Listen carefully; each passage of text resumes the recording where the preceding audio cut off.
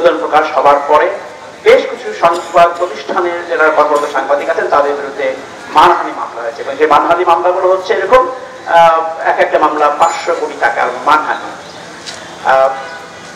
এই বিষয়গুলো একটা ভাবা উচিত।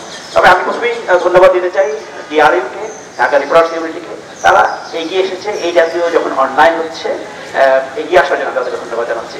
এবং সত্যি অর্থে এরকম দুঃখ লাগছে এই জন্য যে ঠিক যে সময়ে বাংলাদেশ নতুন বাংলাদেশ হিসাবে পরিচিত হতে যাচ্ছে, যে বাংলাদেশ এসেছে প্রায় 1000-এরও বেশি মানুষের রক্তের বিনিময় যাদের মৃত্যু হয়েছে, অসংখ্য মানুষ যারা হামলা মামলা গুম এসব কিছু উপেক্ষা করে আন্দোলনে হাজির হয়েছেন, শরীক হয়েছেন, তাদেরকে তাদের যে কষ্টে অর্জিত বাংলাদেশ নতুন বাংলাদেশে আজকে এটা হচ্ছে।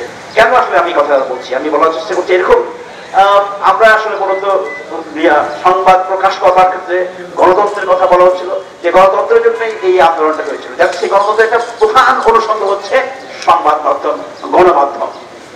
আমরা প্রায়শই বলে থাকি সংবাদ মাধ্যম হচ্ছে বাংলাদেশের বা পৃথিবীর সব যেসব দেশে গণতন্ত্র চর্চা হয় চতুর্থ স্তম্ভ, ফোর্থ এস্টেট, তাই তো? Fourth estate. কেন ফোর্থ এস্টেট? যখন শুনানি আছে, যে শুনানিতে দুপক্ষের শুনানির পরে আদালত সিদ্ধান্ত নেবেন সে মামলা গ্রহণ করা হবে কি হবে না।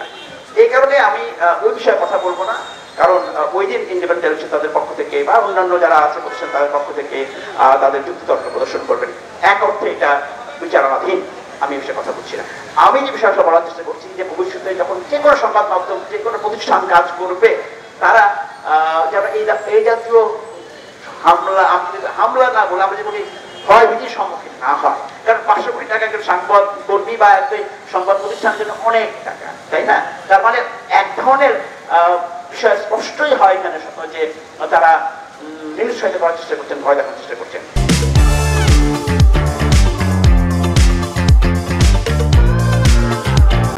মামলাগুলো আপনারা প্রত্যাহার করে নেন, তা না হলে আজকের এরপর থেকে আমরা আরো বড় কর্মসূচিতে আমরা যেতে বাধ্য হব।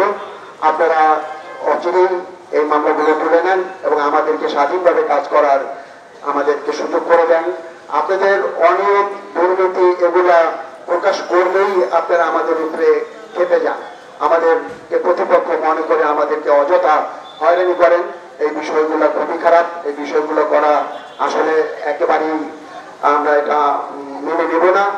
আমরা এর তীব্র প্রতিবাদ জানাই এবং আমি আশা করব আপনারা আপনাদের শুভ বুদ্ধির উদয় হোক, আমাদেরকে এই মামলা থেকে সকলকে এই মামলা প্রত্যাহার করার জন্য অনুরোধ করছি। একটি বিষয় হচ্ছে আমাদের একজন সংবাদকর্মী, তিনি হচ্ছেন কালবেলায় কাজ করেন, তাকে ডাকা হয়েছে একটি মন্ত্রণালয় থেকে সাক্ষ্য দেওয়ার জন্য।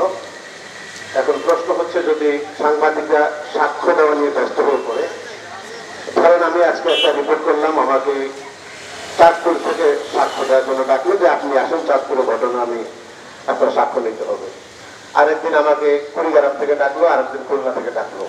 এভাবে সাংবাদিকদের যদি সরকারি প্রতিষ্ঠানগুলো সাক্ষ্য দেওয়ার জন্য ডাকাডাকি শুরু করে তাহলে কিন্তু সাংবাদিকের কাজের যে পরিবেশ সেটি থাকবে না। আশা করি এটির সাথে সরাসরি সরকারের জড়িত, সরকারের আমলারা জড়িত। এটি আমার মনে হয় এই সরকারি কাজ না।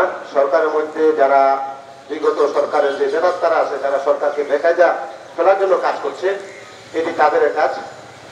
আশা করি সরকার শীঘ্রই কারা আমাদের জাকির হোসেন লিটনকে সাক্ষ্য দেওয়ার জন্য ডেকেছে এবং একটি দৃষ্টান্ত স্থাপন করছে।